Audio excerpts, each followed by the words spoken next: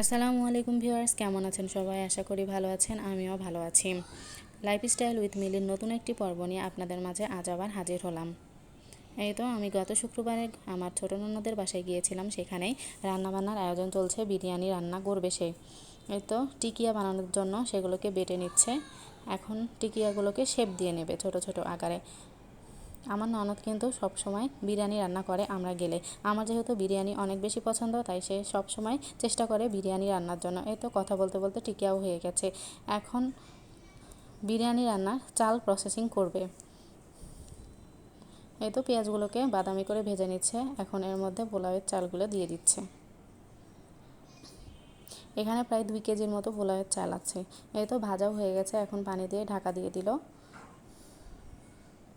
বিরিয়ানি যেহেতু একটু ঝাল না হলে ভালো হয় না, তাই এগুলোর মধ্যে কিছু কাঁচামরিচ দিয়ে দিচ্ছে, দিয়ে নাড়াচাড়া করে নিচ্ছে। বিরিয়ানি রান্না করতে হলে কিন্তু অল্প আঁচে বারে বারে নাড়াচাড়া দিয়ে ঢাকা দিয়ে সেদ্ধ করতে হবে।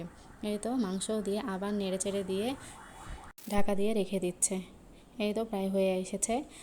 এখন আরেকটু নাড়াচাড়া দিয়ে এর মধ্যে খোয়া ক্ষীর ভেজানো পানি দিয়ে দিচ্ছে। খোয়া ক্ষীর ভেজানো পানি কিন্তু অল্প সামান্য পরিমাণ দিতে হয়, আর এগুলোকে খুব সাবধানে দিতে হয়, ছিটিয়ে ছিটিয়ে, নয়তো বিরিয়ানি নরম হয়ে যাবে। হয়তো সবশেষে আরেকবার দমে দিয়ে দিচ্ছে। বিরিয়ানি একদম প্রস্তুত, এখন ঘি দিয়ে রেখে দেবে ঢাকা দিয়ে। এই তো বিরিয়ানি রান্না হয়ে গেছে। বাচ্চাদের আগে আগে খেতে দিবে বলে বিরিয়ানি বেড়ে নিচ্ছে।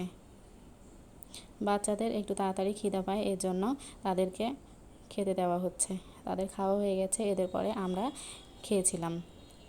আমাদের ক্লিপ আর নেওয়া হয়নি, বিকালে একটু বের হয়েছিলাম বেড়াতে। ভিডিও ভালো লাগলে সাবস্ক্রাইব করবেন, পাশে থাকবেন, লাইক কমেন্ট করবেন। আল্লাহ।